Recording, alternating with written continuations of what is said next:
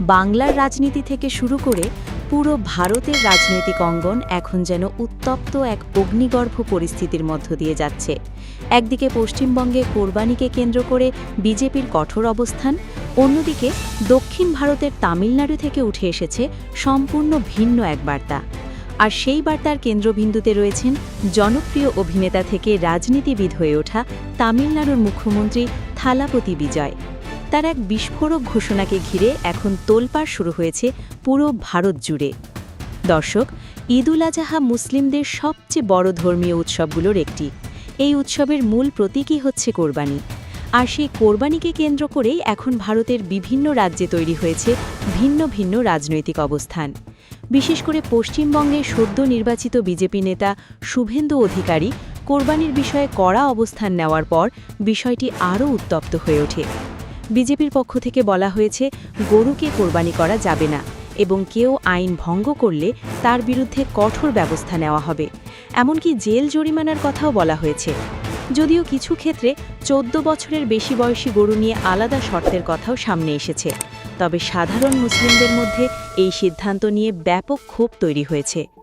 রাজনৈতিক বিশ্লেষকদের মতে পশ্চিমবঙ্গের এই অবস্থান শুধুমাত্র একটি প্রশাসনিক সিদ্ধান্ত নয়, বরং এটি ভারতের চলমান হিন্দুত্ববাদী রাজনীতিরই একটি বড় বহিঃপ্রকাশ।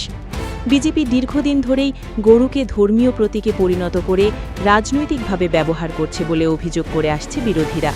আর এবার সেই বিতর্ক আরও গভীর হয়েছে যখন দক্ষিণ ভারতের শক্তিশালী রাজনৈতিক মুখ থালাপতি বিজয় সরাসরি এই বিষয়ে অবস্থান নিলেন।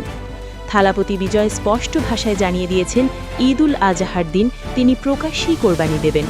শুধু তাই নয়, যদি কেউ এই ধর্মীয় আচার পালনে বাধা দেওয়ার চেষ্টা করে তাহলে তার বিরুদ্ধে কঠোর প্রশাসনিক ব্যবস্থা নেওয়া হবে বলেও হুঁশিয়ারি দিয়েছেন তিনি।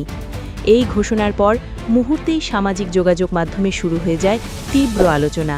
কেউ বলছেন এটি ধর্মীয় স্বাধীনতার পক্ষে সাহসী অবস্থান, আবার কেউ বলছেন এটি সরাসরি বিজেপির হিন্দুত্ববাদী রাজনীতিকে চ্যালেঞ্জ ছুড়ে দেওয়া।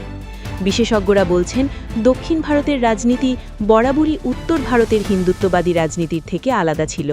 তামিলনাড়ুতে দ্রাবিড় রাজনীতির শক্ত ভিত থাকায় সেখানে ধর্মীয় উগ্রতার রাজনীতি খুব একটা প্রভাব বিস্তার করতে পারেনি।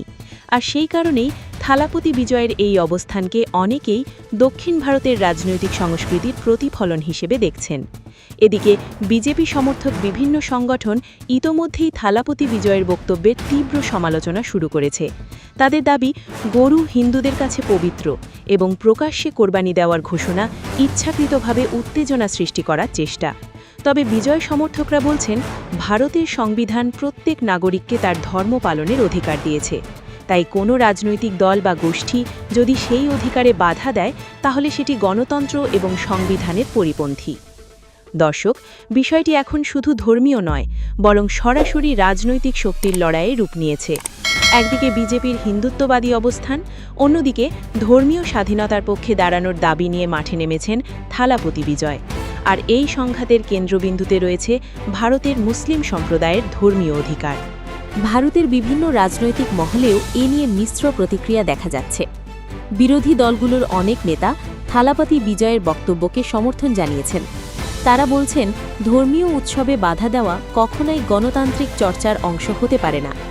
আবার বিজেপি নেতারা এটিকে ভোটের রাজনীতি বলে আখ্যা দিচ্ছেন। তাদের অভিযোগ মুসলিম ভোট ব্যাংককে খুশি করতেই এমন বক্তব্য দিচ্ছেন বিজয়। সামাজিক যোগাযোগ মাধ্যমেও এখন এই ইস্যু ট্রেন্ডে পরিণত হয়েছে। কেউ লিখছেন ভারতে এখনও ধর্মীয় স্বাধীনতা বেঁচে আছে, আবার কেউ বলছেন দেশকে ইচ্ছাকৃতভাবে বিভক্ত করার চেষ্টা চলছে। টুইটার, ফেসবুক এবং ইউটিউব জুড়ে এখন একটাই আলোচনা, থালাপতি বিজয়ের এই ঘোষণার পর ভারতের রাজনীতি কোন দিকে মোড় নেবে। অনেক রাজনৈতিক পর্যবেক্ষক মনে করছেন এই ঘটনা আগামী দিনের ভারতীয় রাজনীতিতে বড় ধরনের প্রভাব ফেলতে পারে, কারণ দক্ষিণ ভারতে বিজেপি এখনও শক্ত অবস্থান তৈরি করতে পারেনি। আর থালাপতি বিজয়ের মতো জনপ্রিয় একজন নেতার এমন স্পষ্ট অবস্থান দক্ষিণ ভারতের মুসলিম এবং অল্পসংখ্যক ভোটারদের মধ্যে ব্যাপক প্রভাব ফেলতে পারে। দর্শক, ভারতের রাজনীতি এখন এমন এক জায়গায় এসে দাঁড়িয়েছে যেখানে ধর্ম, সংস্কৃতি এবং রাজনীতি একে অপরের সঙ্গে গভীরভাবে জড়িয়ে গেছে। কোরবানির মতো একটি ধর্মীয় আচার এখন পরিণত হয়েছে রাজনৈতিক বিতর্কের কেন্দ্রে। আর এই বিতর্কে নতুন মাত্রা যোগ করেছেন থালাপতি বিজয়। এখন দেখার বিষয় তার এই ঘোষণার পর বিজেপি কী ধরনের পদক্ষেপ নেয় এবং ভারতের রাজনৈতিক পরিস্থিতি কোন দিকে এগোয়। তবে এইটুকু নিশ্চিত, ঈদুল আজহাকে ঘিরে শুরু হওয়া এই বিতর্ক আগামী কয়েকদিন ভারতীয় রাজনীতির অন্যতম আলোচিত ইস্যু হয়ে থাকবে।